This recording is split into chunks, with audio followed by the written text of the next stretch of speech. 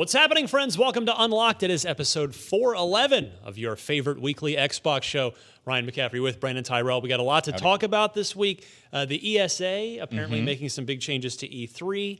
Ubisoft sort of doubling down on their future commitment to big open play blockbuster spaces. Stuff. We'll talk about that. Gears 5 getting off to a great start now that it is released. The top selling games of August. We'll talk Control, Project Resistance, and the Game Awards coming up on Podcast Unlocked.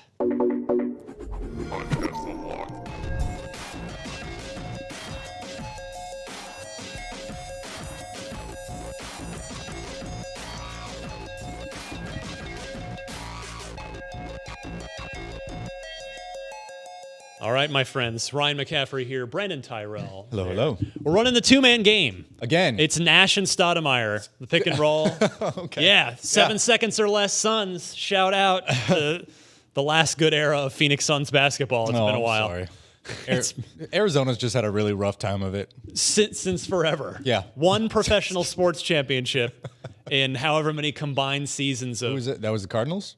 Oh, God. No, they came that close. They came a toe tap. With Kurt Warner, right? Oh, yeah. Way back in the day? Yep. Larry Fitzgerald. 15 years ago? Yeah, scored. When Larry Fitzgerald first entered the league? That's true, yeah. It's we thought he scored the game-winning touchdown, but no, the Steelers, Roethlisberger threw that ball right to the corner of the end zone. That tipped it. Well, they earned it. I mean, karma is, alive and well because Roethlisberger just had season-ending surgery on his elbow this week. 12 years later, that really helps the Cardinals. I know, but at least it's a little. Not really. I have no ill will towards Ben Roethlisberger for that.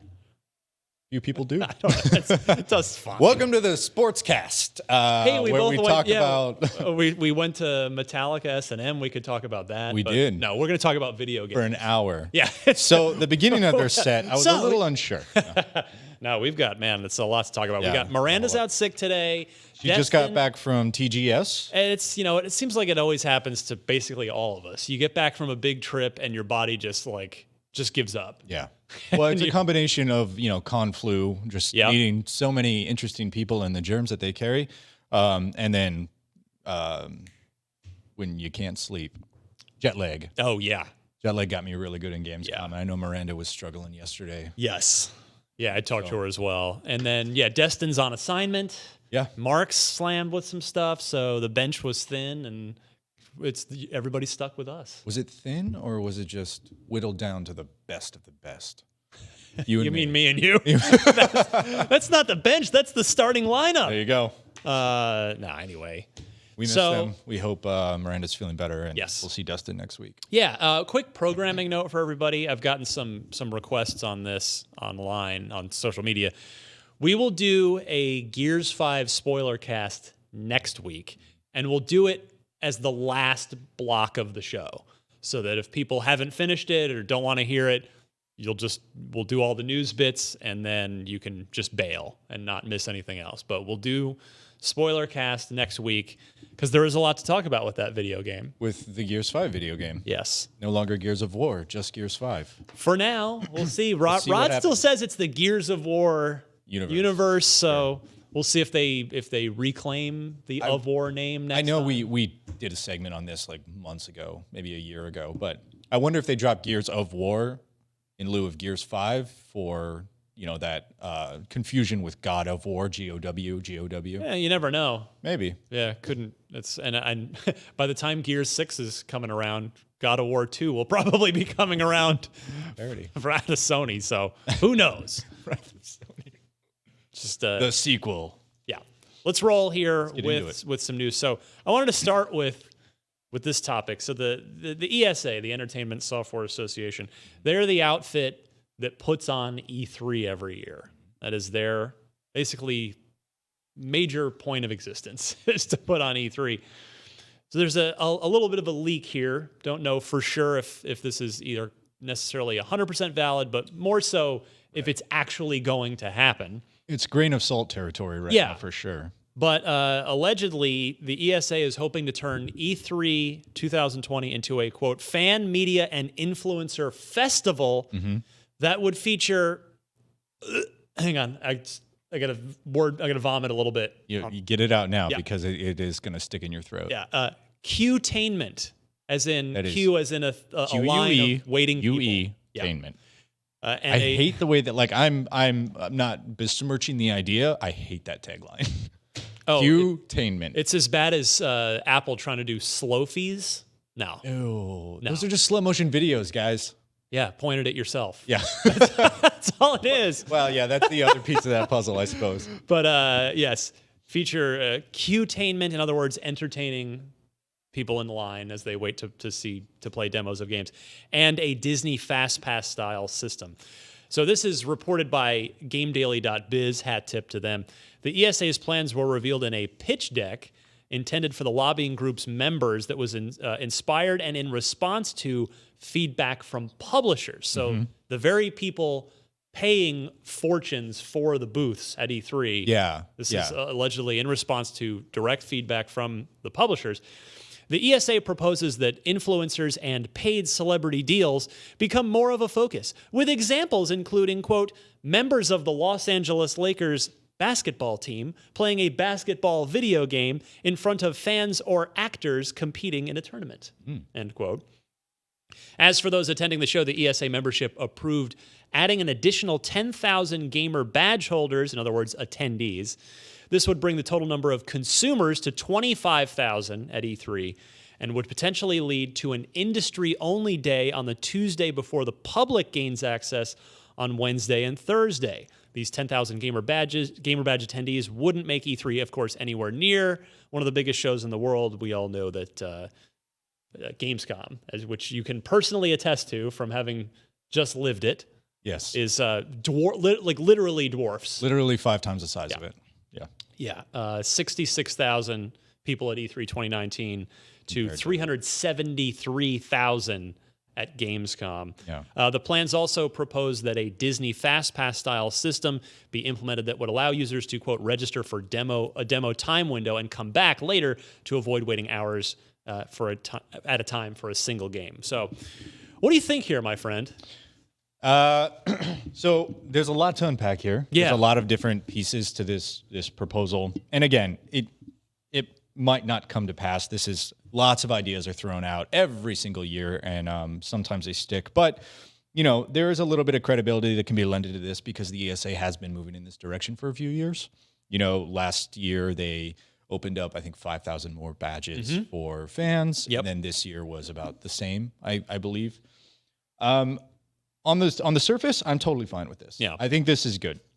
I've been really wanting a media day for so many years, just because the way that it works right now is Tuesday morning is generally you get a couple of hours for media. And that's only from a recent development in the last year or two. Yeah, it used to be everyone, like the doors open and you just kind of run. It might sound like bemoaning and groaning or anything, but it's difficult to get, like if I book an appointment for 11 a.m. or 10 a.m. or 9 a.m. as soon as the doors open, it's tough to get to there when you're like waiting through lines or you have to stand in a line, that takes an hour to get through because everyone's getting their bags checked. Yeah, you entitled games media guy. It sounds like that, but it's not really, because we have to get to these appointments in order to do our job. Like, very true. If I don't make my first appointment of the day, and generally the way that it works, speaking as the person who scheduled E3 this year, is all of your big ticket, big hit items are first appointment, first day. They're the top priority because we want to get them on IGN for you guys as soon as possible. Absolutely. Like, the expectation is I'll send Ryan to go see Avengers at 9 a.m. on Tuesday or whenever the doors open. It's only been like 3 months, and I already remember. Well, they've changed the times. They've been playing with it. Fluctuates. I believe it was 9 a.m. for media, but I'll send Ryan to see Avengers first thing on Tuesday morning, and the expectation is he's got something up and written on the site by 1 or 2 in the afternoon. Earlier, or earlier if you can. So generally, we send them to see the big thing first, very first slot in the morning, and then I don't book you for the next 3 hours, so you can get back to the war room and write that up. Yeah. That would be, or this proposal would alleviate some of that sort of crunch with a media day where, I can send multiple people to see multiple things. and then not have to worry about space filling up or getting from one place to another. So I love the idea of a media day on Tuesday. I'm also I really, really like the fact that they're adding more badges for fans, because it's an experience that most people don't get to, attend, and gaming is bigger than ever. So there are more people who would love to be at the epicenter of that.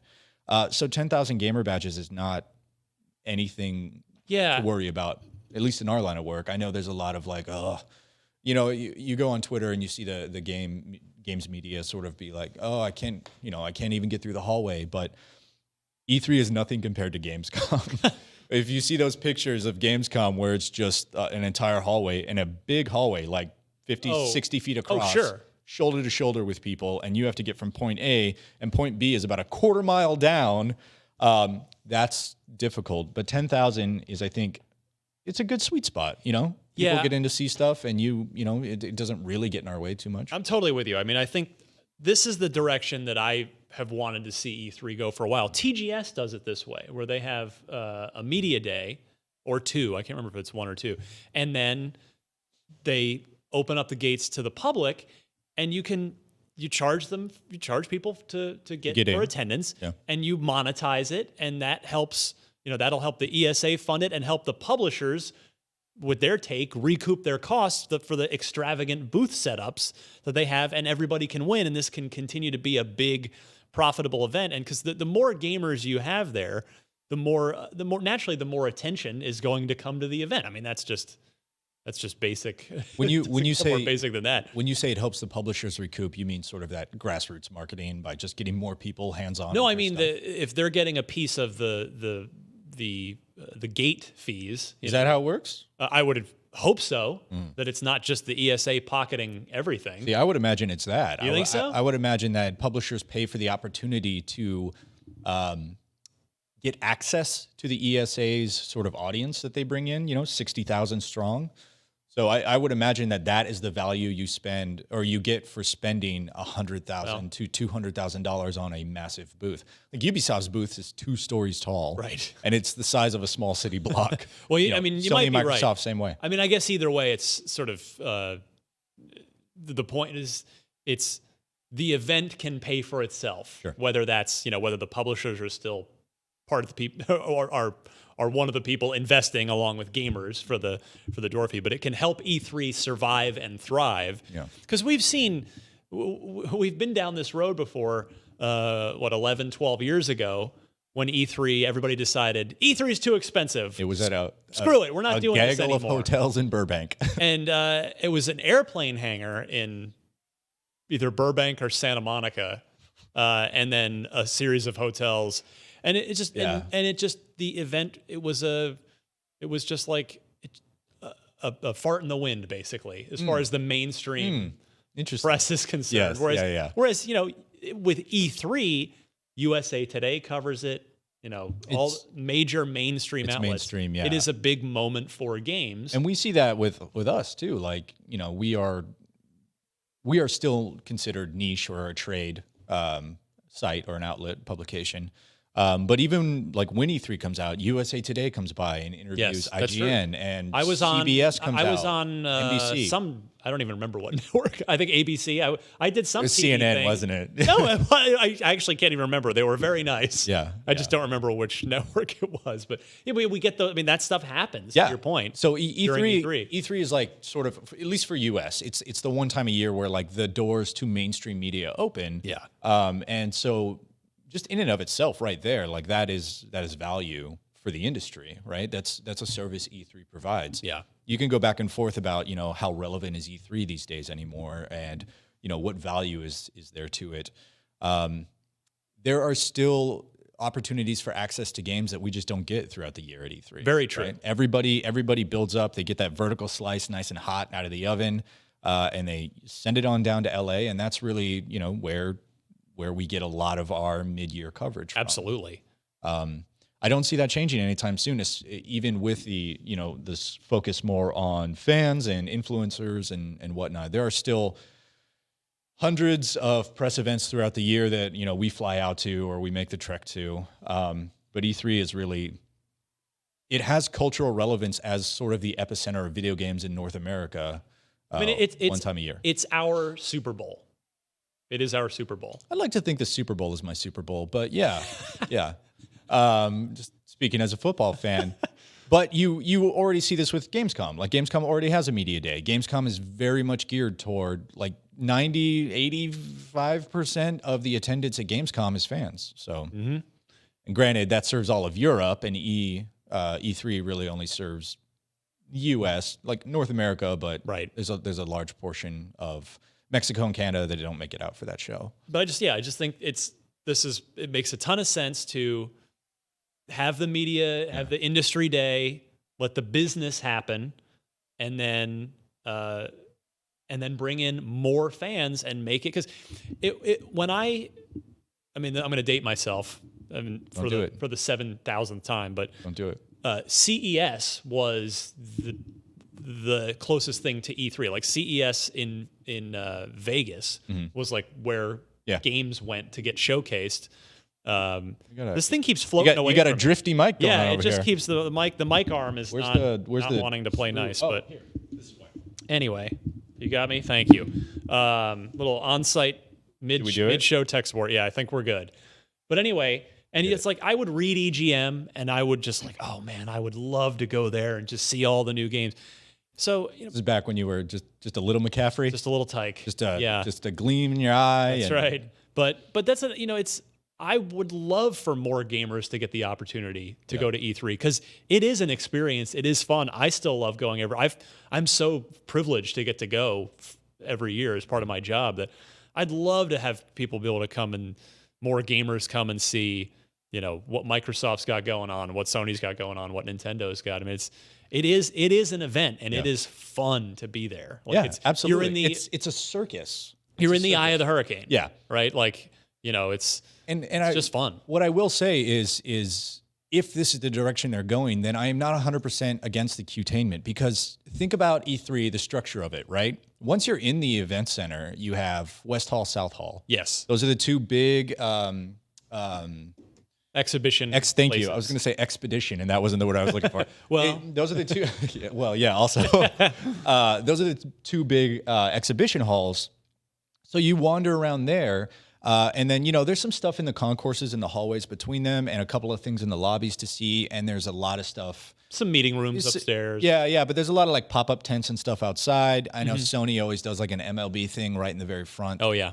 But by and large, if you're a fan attending that show, once you've sort of scoured and stood in line in both exhibition halls, there's not a whole lot to do for you outside of spending $12 on a mediocre hot dog. Or nachos. Do not eat at the convention center. Just trust me on this. The trucks in the back are the far superior option. You can get just brisket nachos. Oh my God, I'm hungry now. But no, this every year, like Nintendo tends to focus on one big thing every year. Has been what they've been doing in recent years. They have their lead game, Breath of the Wild, Odyssey, Pokemon, whatever it is. And every year I see people. Was it Pokemon this year? Because Nintendo always decorates their booth to fit the theme of their lead game. Yeah. I thought it was Animal Crossing. Was it Pokemon? It might have been. Anyway, it doesn't matter. Yeah. The point is, every year with Nintendo, where they've got their big signature thing, there is a line to see it that is so long. It goes to Burbank. It effectively becomes almost an all-day line. Like if you're at the back of that line, that's all you're going to be doing all day is waiting to see that one Nintendo thing. And hey, more power to you if you've got the willpower and the desire. Just because seeing Breath of the Wild early in 2016, like how cool that opportunity is. But yeah, if there's a fast pass system and that's cute inline entertainment. There it is. Then that's a good thing. You'll go get to see some other stuff and have some more fun besides just, hanging out in line can be fun. You can make friends with people in line and be chatting, sharing experiences and talking about, your common interests. But it's better if you can go off and see other things too. Yeah. And that's really what it is. Like going to E3 as a fan is like going to Disneyland, where you decide that you want to ride Indiana Jones and you get in line at 9 and you get on the ride at 12:30, right? So I do really love the idea of a fast pass. I'm very curious what the Qtainment portion of this is, because if it's something that publishers are pushing for, how does that translate to the experience, right? Like, you're going to have members of the Lakers, you're going to have somebody playing NBA 2K over at LeVar Ball will come yell at you about how the Lakers aren't playing his son enough. Right, yeah. I mean, buy Big Brawler brand shoes. No, I'm just waiting in line. That is a disaster. If you've been following that story. Anyway, so I'm curious what that looks like, because, that'll be at the Take-Two area. So, like, what does Ubisoft bring for Qtainment, right? And if they're making the focus more on influencers, what does that mean? Does that mean are the influencers there to serve the fans? Like, I could see Ubisoft being excited about bringing an influencer in, because when the influencer is in line for Ubisoft's booth, that is a draw for other fans to come and see them. But I'm just kind of curious how it all shakes out theoretically, right? Yeah. But either way, I think making it a more interactive and engaging experience for the people who actually pay to go to this thing is just the right way to go. Yeah, totally with you. Hope to see these changes happen, and hopefully E3 will continue to evolve and improve and find, because it has to. We've seen it the last couple of years. There's, the major publishers, including Microsoft, they're not even on the show floor anymore. They took one foot. They put one foot out the door last year. 2 years ago. Well, and this year, they were totally not there. Well, they've always been at the not the Palladium. Not always. What's the big? Oh, you mean you're over at USC? Yeah, the theater down there. But they still had everything in their booth on the show floor. Yes, they did. This year they moved entirely next door to the Microsoft Theater. Did they buy that last year or this year? I can't remember. I believe this year they still had the booth last year, even though they had.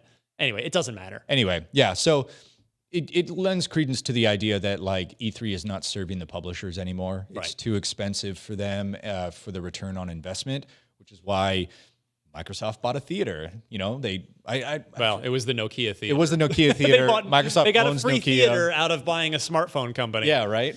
And then just Windows Phone. Sorry, Microsoft. Anyway. They bought a theater. Now they're completely off the show floor. EA has been at the Palladium for several years. 3 years. This was the third 3 or year. 4, yeah.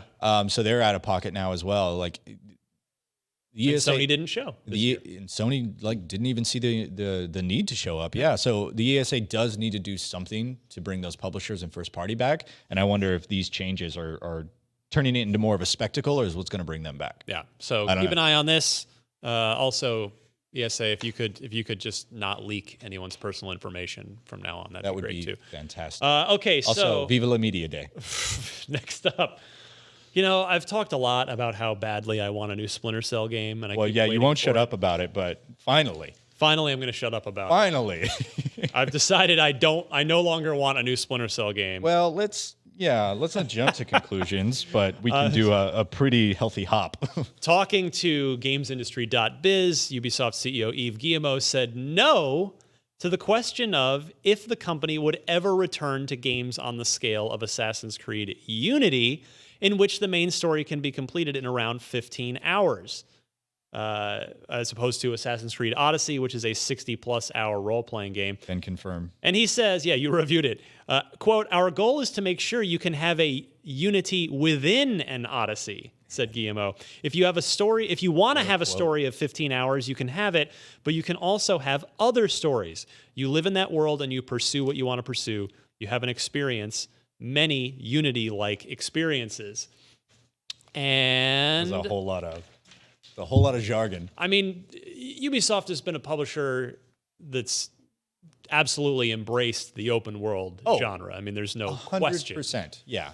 But they've also still made games like, South Park, the first one was 12 hours. The second one was 20-something, but still not gargantuan, right? They've made Rayman, which is not a 60-hour game. And I mean, start looking back a little farther even. You have like the Reflection Studio that does a bunch of cool stuff. Child of Light. Right. Grow Up, Grow Home. And then even before that, I think they published Call of Juarez from Techland. Like, you have all these, and they did They did a free-to-play fighter based on the Spartacus brand. Oh, yeah. Do you remember when that was on Now. Stars? I hadn't thought about it since Spartacus Blood and Sand. Yeah. Anyway, they have a great track record for like doing cool little things, and I'm disappointed if what this means is that they're doubling down on their Assassin's Creed, Watch Dogs, Ghost Recon, the playbook. blockbuster stuff. Yeah, seems to be what this is aimed at. Their tentpole stuff.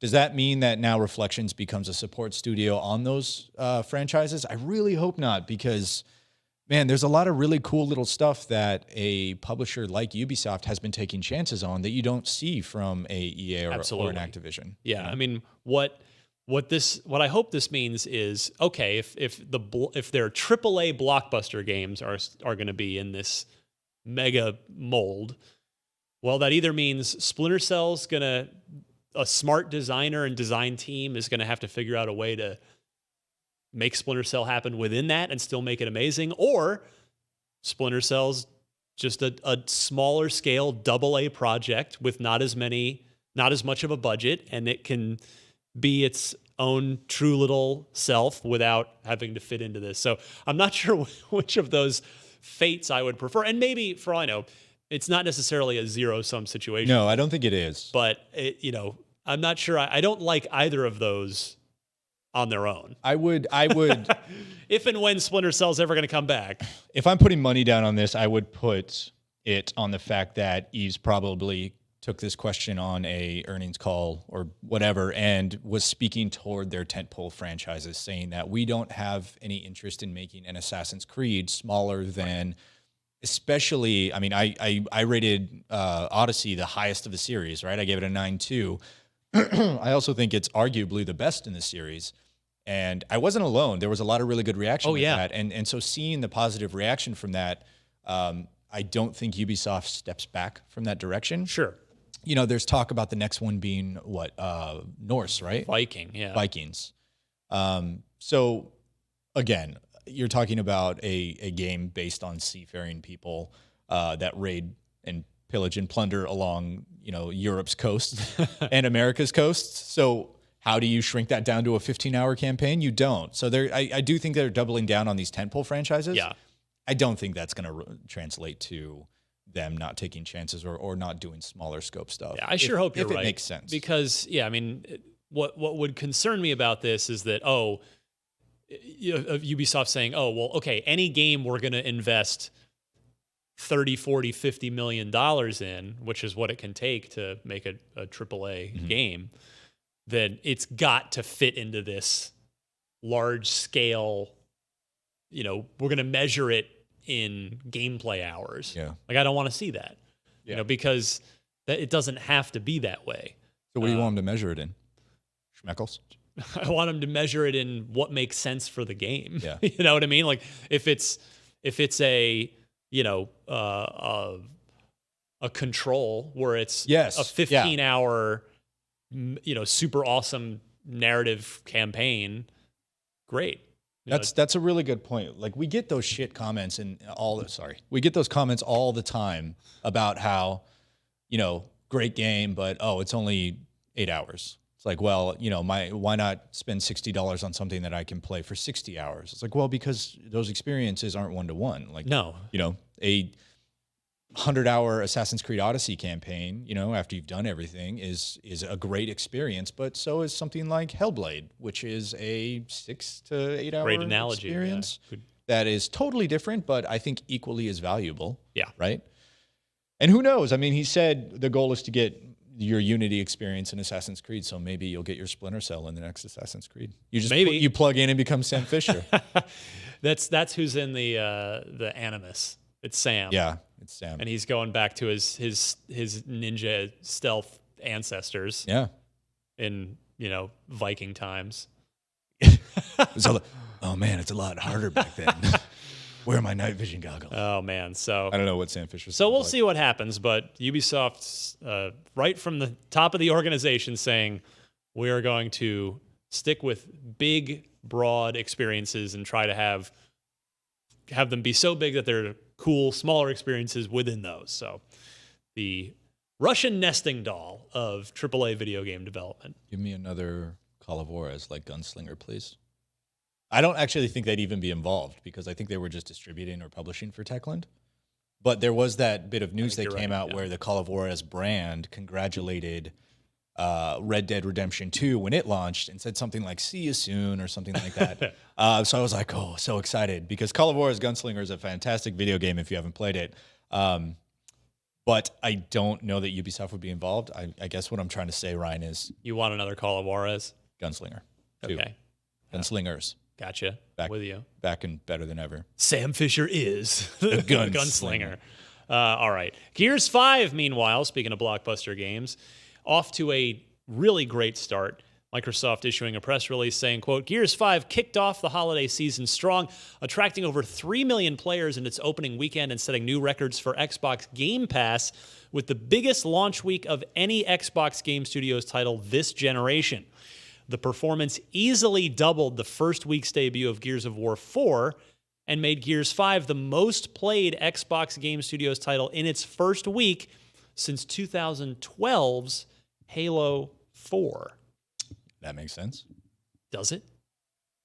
Certainly isn't going to be Halo 5. Well, that's the thing, and that's kind of what I want to get. It's like, that was the first thing I went, wait, what about Halo 5? Oh, I see your notes. But it would make sense because 5 came out fairly early in the console cycle. You're right, yeah. Just the installed base wasn't that big. Game Pass wasn't out there. I mean, granted, it wasn't out there for Halo 4 as well. But you also had the most prolific console of that generation. The 360. Yeah. And that's at its install base peak. Right. When Halo 4 came out at the tail end of the 360 generation. So, serving both of those audiences. yeah, you had a lot of people checking out Halo 4. But yeah, doubling up Gears 4 as far as that engagement goes, which, again, I think is a function of a couple things. I mean, I do want to give credit where credit's due to the Coalition. And I mean, you have to make an awesome video game in order to. Right, but not just 5, but 4, which they did a great job on, had to be excellent in order to continue, to help bring people into 5. Like, if 4 had been bad, it'd be like, well,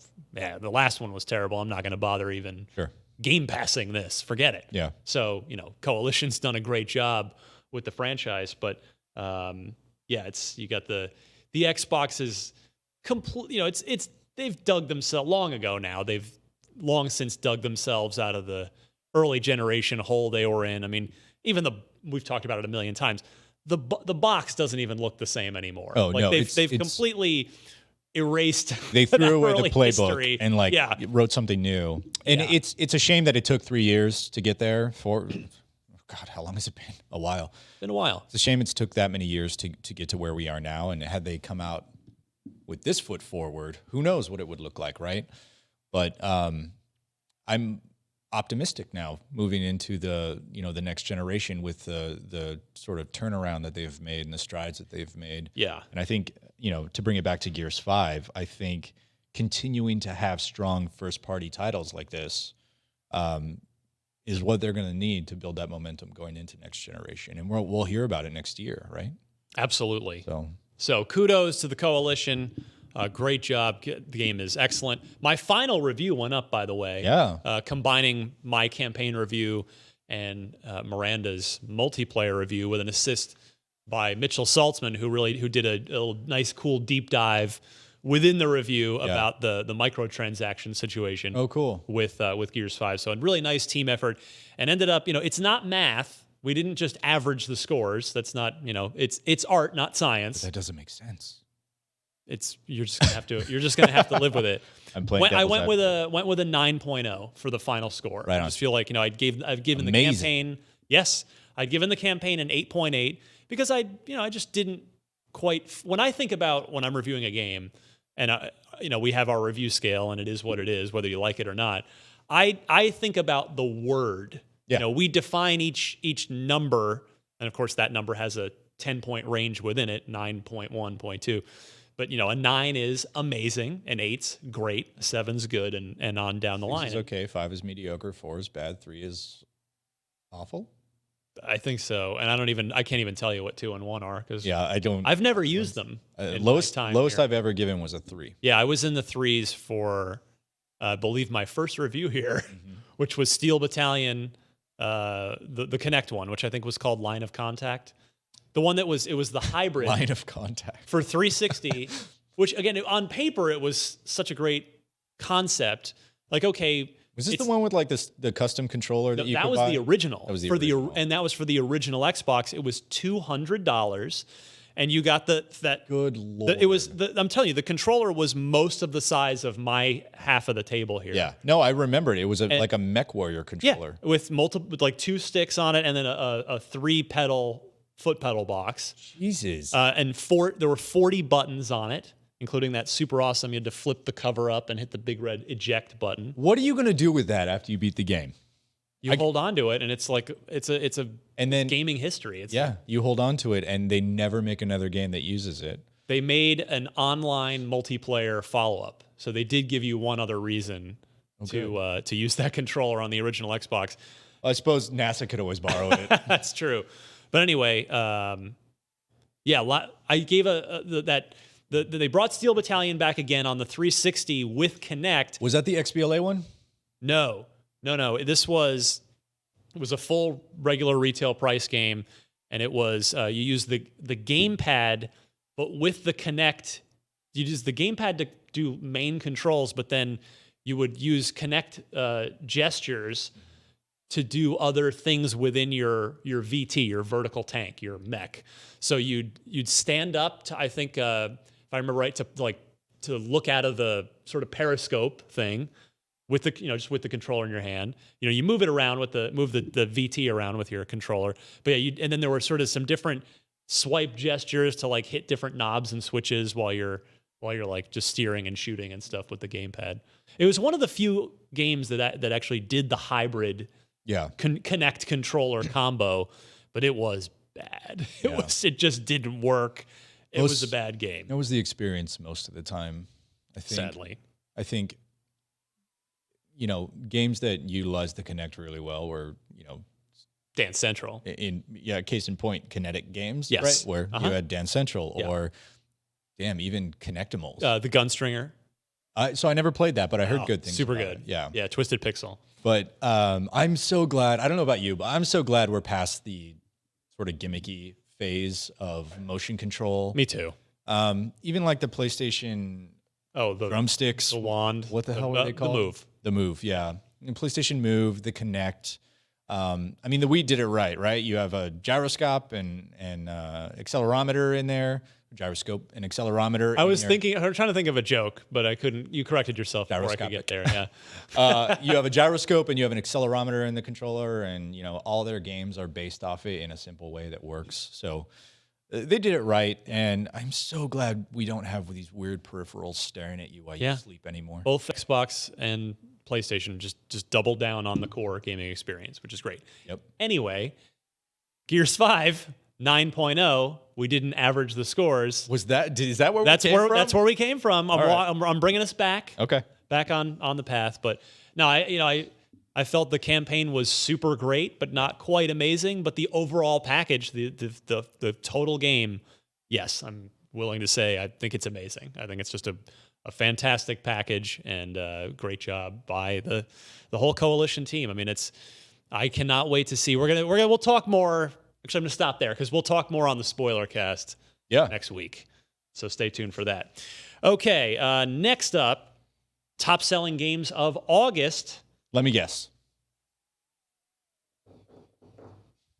Madden. Nailed it.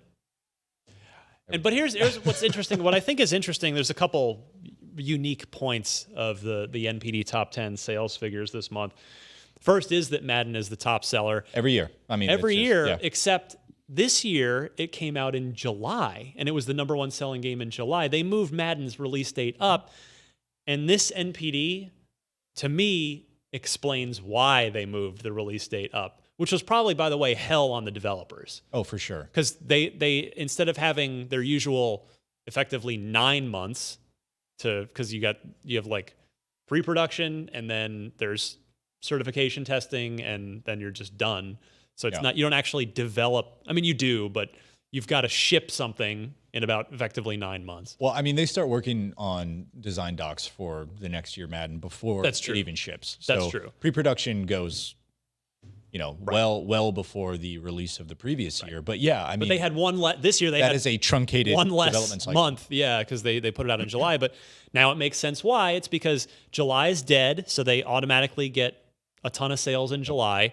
And turns out, I mean, August is mostly dead, other than we had some cool games like Control at the end. Sure. But that's Madden's got effectively an extra month of uncontested, AAA game sales. So yeah, and they get ton of sense. They get organic marketing when preseason kicks off in the NFL, which is July, right? Yeah. July and August. The end of, I guess, mini camps and stuff are July. I can't remember when the first week was, but well, let's see, we're in week 2 now of September. So yeah, it would have been the very beginning of August or the last week of July. Yeah.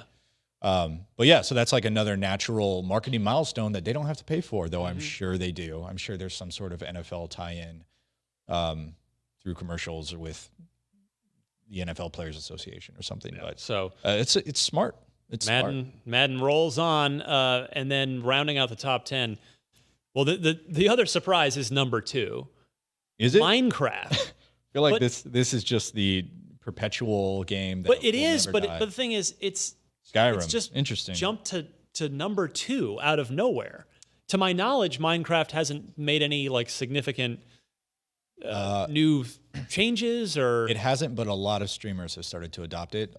Oh, really? PewDiePie has just started playing Minecraft. Oh, okay. I mean, after like 10 years of fans asking him to play Minecraft, I don't know what changed, but.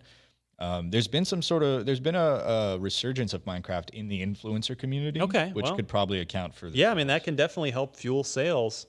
So yeah, Minecraft continues. I wonder if, and I'm being like totally literally, has the Minecraft IP purchase recouped its paid off yet for Microsoft? What was it? It was $2 billion. It was a 2 or 2.5. I don't think. But I wonder if it's. I doubt yet because.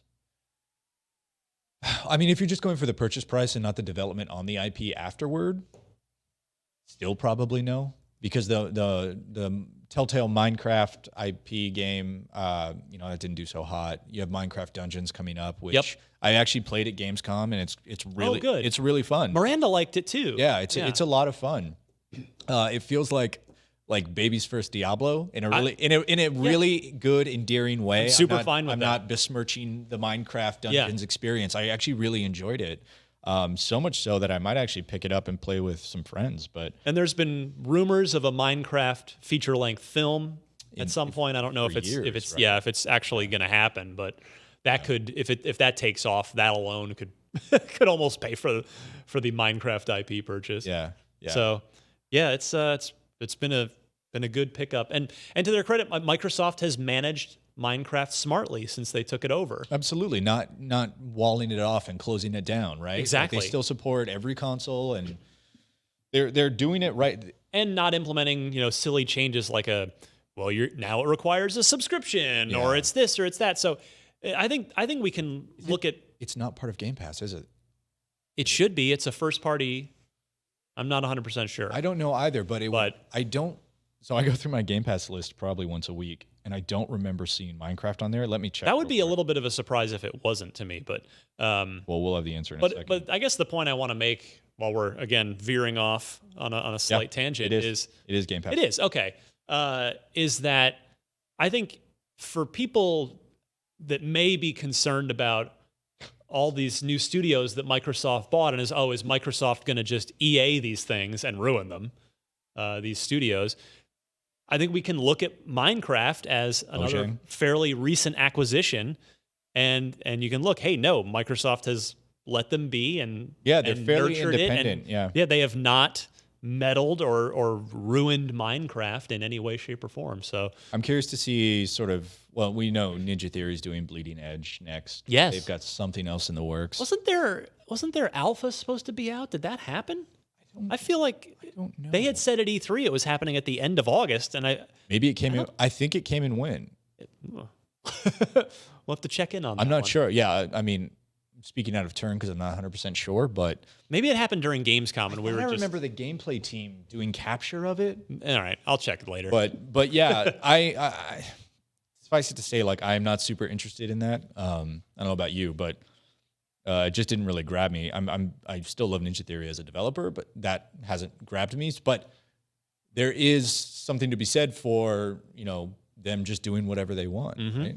So, and they've got another project going, as they told us on stage. Hey, we have another thing too. So don't worry, don't worry.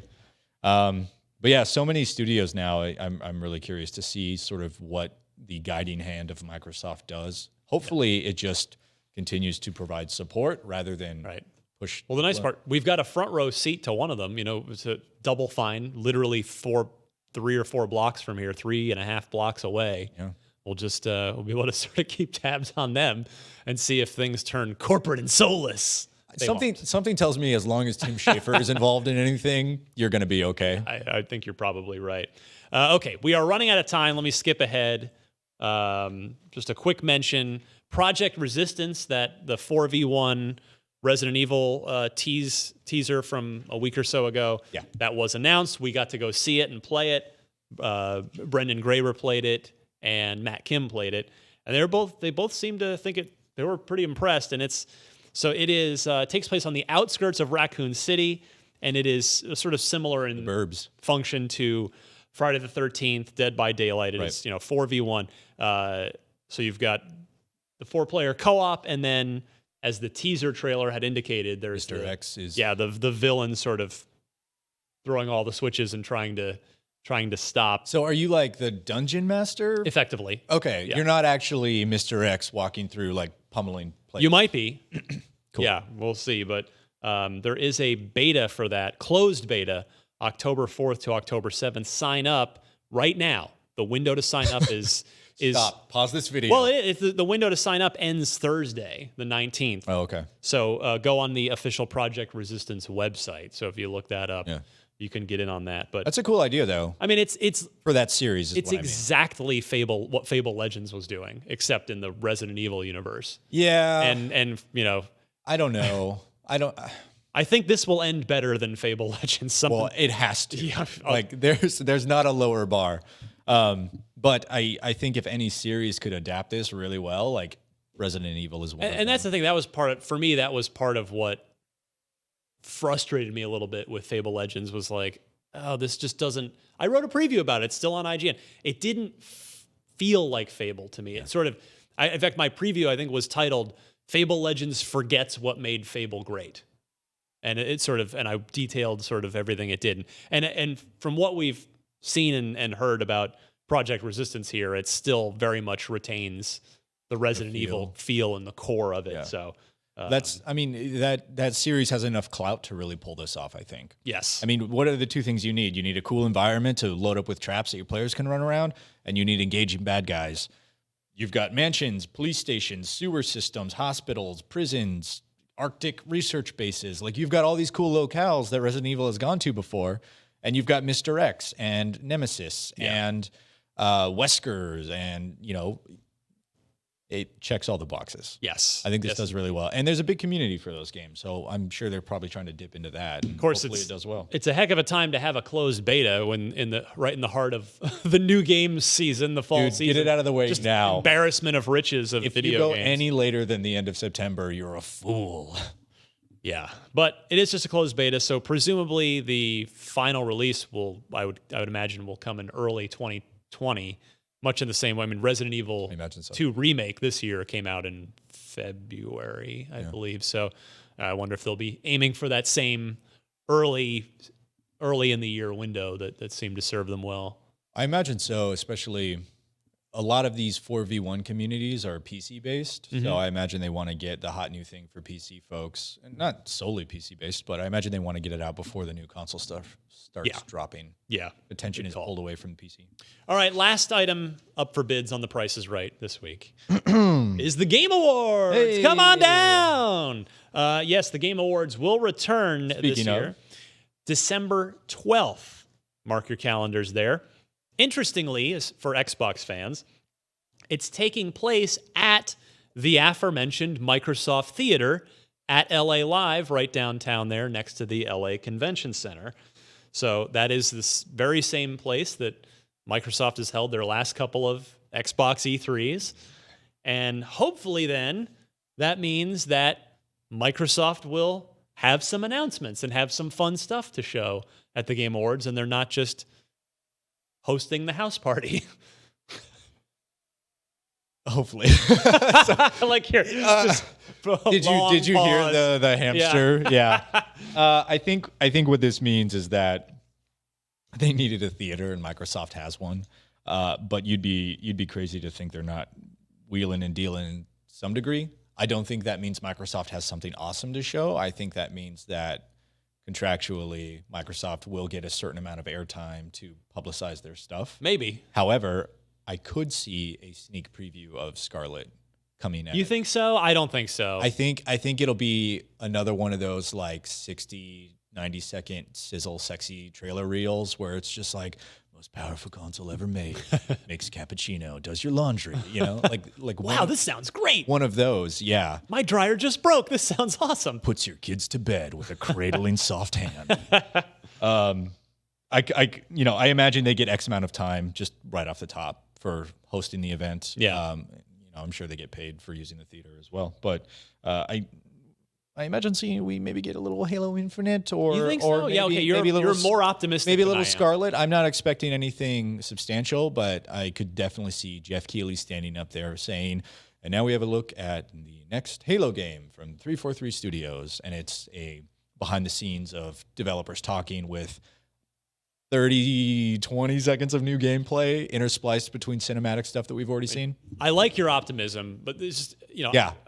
I have frustratingly said on this show that, really by and large, Microsoft has barely shown up at the Game Awards the last couple of years, whereas Nintendo and Sony what do they have had to cool show announcements. Up with? Well, I think I like where your head's at with, you think we might see a Scarlet teaser, we might see Halo. I think that's way too high of a ceiling. I'm going to be more pessimistic. Again, just given how Microsoft has treated the Game Awards in the past. Right. I think I know what you're going to say. I haven't looked at your notes either. Okay, good. I think it's reasonable to see like a new gameplay trailer from Ori 2. That's what I thought you were going to say. I think that because it's, as far as I know, correct me if I'm wrong, I don't think we're going to hear about any Scarlet games until Scarlet's officially announced, which is not going to happen, probably not going to happen unless Microsoft drops a nuke at the Game Awards, which I doubt. Well, they already did like the next console trailer, which is, I think, probably in bounds for the Game Awards. Yeah, but I'm saying I think there are obviously a ton of projects in the works, first party and third party for Scarlet, but I don't think any of them will be really announced and really showcased until the console is, until that cat's out of the bag. Oh yeah, they're not going to reveal software before hardware is done. So I don't think we'll see any more Halo. And what I was starting to get at was, correct me if I'm wrong, I believe the last two non-Scarlet projects first party are Ori 2 and you said it earlier, Minecraft Dungeons. I don't think there are any other. Okay, you know what?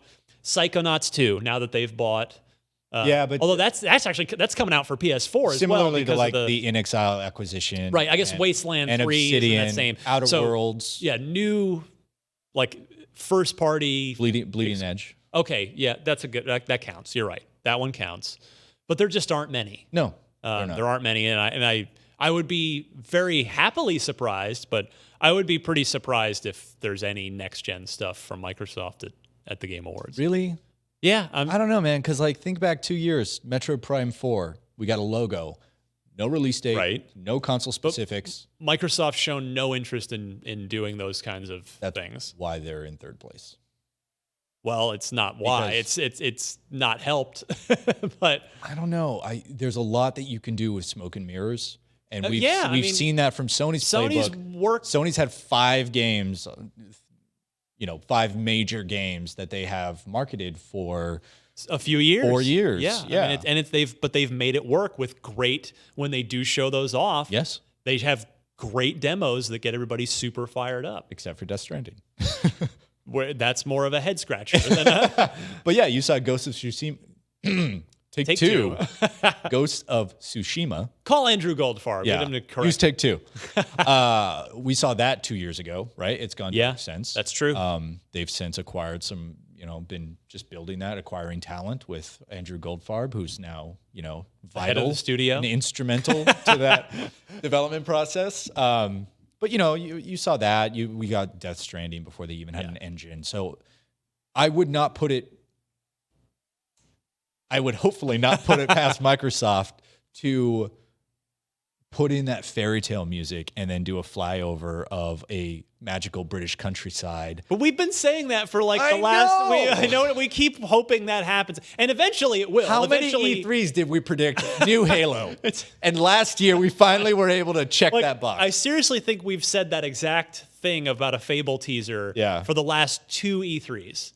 And it has yet to happen. Welcome to Albion. It'll eventually happen. It will eventually be right. Dang it. The broken clock's right twice a day. But here's the thing. It wouldn't surprise me to see Microsoft come out with a BTS of the tech team at Microsoft headquarters talking about how there are 12 teraflops and 92 gigarons and 48 schmeckles included in their next console. It will be the most powerful console ever made on the planet, and it'll run a spaceship if you want it to. That is totally in bounds to me. In addition to games that are not announced for whatever Scarlet is officially, but that we know are in development. Like Halo was announced. We know Halo Infinite is a thing. It would not surprise me if we see a little bit of that at the Game Awards.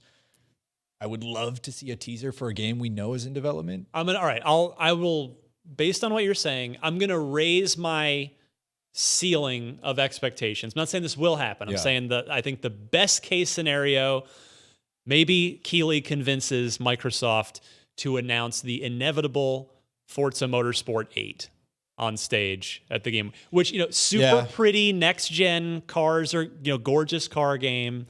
We all know it's coming, but. Well, they took a year off, right? They did. Yeah. So it's Motorsport, Horizon, year off, Motorsport. Correct. Interesting. Okay. Yeah. Yeah. I mean, we all know it's coming. And it would show well, right? It would be a very gorgeous. Would it though? Because Microsoft's one of their main critiques from E3 is that if you like racers. I'm just saying. And you like online, persistent, cooperative worlds. Well, Horizon's arguably the prettier game because it's the locale's a bit more varied and exotic. Whereas Motorsport's a hardcore closed circuit track racer. Yeah. And that's what it's super good at. Yep. And it's really good at that. But yeah. But no, so that's what I'm raising my ceiling to. I love that you're like, this is like the doomsday clock and you're getting a little closer to midnight. Yeah. When when the bombs go off is when Scarlet is announced. Right. So all right. Well, we'll see. That's always a good show, though. It is. No, Keighley's done a fantastic job. He really has. It's gotten better every year. He's responded positively to constructive feedback. It's the pacing of it's really gotten a ton better, and the run of show, the time has he does. I mean, wasn't last year December? Wasn't it like 90 minutes? I think so. Yeah. And then year before it was like 2 hours. It had been pretty long, and so no, he does a great job with it, and it's really hard. I mean, part of my job here is to convince developers and publishers to give us exclusive things, whether it's revealing a game I guess Darksiders 3, we revealed that last year. That was like one of our last big reveals. But we've revealed quite a few things. Yeah, we did some cool exclusives at Gamescom. We revealed that Project White game. Right. And so I'm just saying I know because it's what Jeff does is it's a very high degree of difficulty, and you would be amazed how many emails go into convincing somebody. A lot of phone calls to give you their baby, and then trust you enough to handle that responsibly. Exactly. So it's a big ask. Should be a good show again this year because it's gotten better every year, and it's a great one last year. December 12th. Mark your calendars. Done. All right, we actually have to hit the road here. Are we over time? Because we've had a little extra time budgeted in the studio schedule, but we've got another shoot coming in here. Plus, with just me and you, it's not worth Just give me the trivia. point. Or just give you Just the give me point. the point. You want the point? Well, I've been Beg me for the point. I have never begged for anything in my life. Please, Ryan, I need the point so bad. Beg for it. Beg for the point. Actually, I don't know this one, so let's go ahead and Table it till next week. Till everybody's back. We got a good loot box question that we've had saved up for a couple weeks too. I honestly don't, because I think all 4 of these people died. And with that teaser, people are like, "What the heck is this question?" Abraham Lincoln, George Washington, Alexander Hamilton, not the president. They are all dead. Yes, they died a long time ago. The question is, which face on an American piece of currency is still living in a bunker underground? Whoa. The answer may surprise you. Yeah. Is this BuzzFeed now? What's It's actually going on? Pocahontas. Pocahontas. Huh. All right. Actually, well, it's Sacagawea, not Pocahontas. The Sacagawea dollar? Right. Yeah. That was Gold hilarious. coin, right? Yeah. Yeah. It was part of like the 100th centennial or something. Those are cool. You would get those from the Caltrain For a while, and then they went out of circulation or yeah. something. It's a bummer. They're Same with like the Susan B. beautiful Anthony's. coins, yes. Yeah. Okay. Welcome to Coin Talk. We covered we covered a lot of ground. We didn't even Sports, video games, American currency. We somehow didn't talk about Thoughts on the $2 bill, Ryan? I still got one somewhere. Yeah. You know, it's funny. I think a lot of people our age, we were fascinated by the $2 bill. How dare you? Fascinated by the $2 bill as kids. Yeah. I know as a kid, I was always like, whoa, a $2 bill. Well, because they made 7 of them, and then they got circulated. And when you found one, it was like, you remember those not blow pops, but the other ones, the Tootsie Pops with the Tootsie Roll in the center. Yeah, How many licks does it take to get to the Tootsie Roll center of a Tootsie Pop? Right, but there was that Crunch, only one.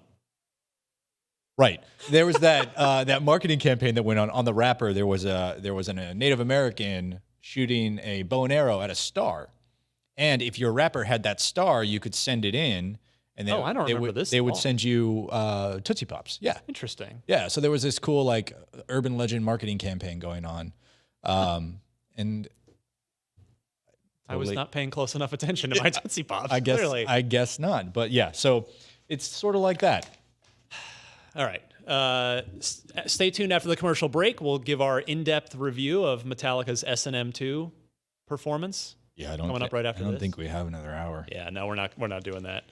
Suffice to say, it was fun. It was a tremendous. Seats were amazing, as you could see on our Twitter accounts. Which, speaking of, try not to flex very often, but that was where it was just like, look at what happened. It was just a once in a lifetime kind of scenario. Providence, yeah. Well, to be fair, you are a Metallica fan club. No, you just got them through Ticketmaster. Member, right? Yeah. I thought you were going through like the fifth member. I don't think so. Team, because I was on I'm a Chase card holder, and it was at the Chase Center, so I was going on that line. But we just lucked out. I think we got it 30 seconds after they opened. Yeah, just got lucky. Which never happens with Ticketmaster. Once in a lifetime. The bots always get lucky. The humans don't. Yeah. Anyway. And then there's a 700% markup on StubHub. It's another. How is Ticketmaster not a monopoly that we're regulating and breaking up? It's gross. I don't know, because maybe it's going to take Metallica. They got Napster, so. Yeah, Lars really showed them. Yeah, sure did. All right, Brandin, promote anything, your Twitter handle, whatever Just you want. Find me on Twitter and see some of those pictures of us making fools of ourselves at a concert. At Brandin Tyrell on Twitter. Yeah, just a bunch of behind-the-scenes work this week. Got some cool stuff coming up, but that's it for me. Well, fantastic. You can find me on Twitter at DMCRyan. In fact, there, let's see here. What is it? You got the button? Yeah, there we go. There's our is. Twitter handles if you're watching on video. Didn't even see. Make it happen there. At DMC_Ryan for me. I got to go to Apple. And did I talk about this on last week's show? Anyway, they've got the Apple Arcade service. I'll just say this real quick because this is relevant I'm going to make this relevant for the Xbox crowd. You know, they're launching Apple Arcade, which is their $5 per month gaming subscription service. They're hand curating all the games. The games have no ads and no gross predatory microtransactions. And some of the stuff they showed off I played them and they were really good. And the point is, it actually reminded me a lot of Xbox Live Arcade. Yeah. Like just these hand curated, really good, creative, sort of mostly smaller scale games. Sure. There was that Shinsekai, this game called Shinsekai from Capcom, this underwater sea exploration game. Mm-hmm. A lot to like. Sneaky Sasquatch, which is one of my favorite game names ever. And if you love Hitman Go, as I do, there's a game coming to Apple Arcade, launching on the service with it this week called Where Cards Fall. It's set up it's a puzzle game with sort of a similar structure but different mechanics. Yeah. Really like that a lot. So $5 a month, and so if you're an Apple person, and you kind of long for the days of Xbox Live Arcade, whereas now, nothing against ID at Xbox, a lot of good stuff comes out of it, but it's very much all just kind of dumped out constantly. Yeah. There's no real filter for it. It's their third-party sort of development system, effectively, right? So yeah, distribution system. So you have to use that service. So if Apple can keep curating good stuff as they have here at the beginning of it, $5 a month, there's going to be some good video games out there. So anyway, I wrote some hands-on impressions, and you and I shot a video about it. Conversation. So you can look that up on YouTube or IGN, but otherwise, I'm just doing my thing. Yeah, just living life. Yeah, trying to live my best life. Trying to do it. For Brandin Tyrell, hey, I'm Ryan McCaffrey. This was unlocked for, my goodness, 411. 411.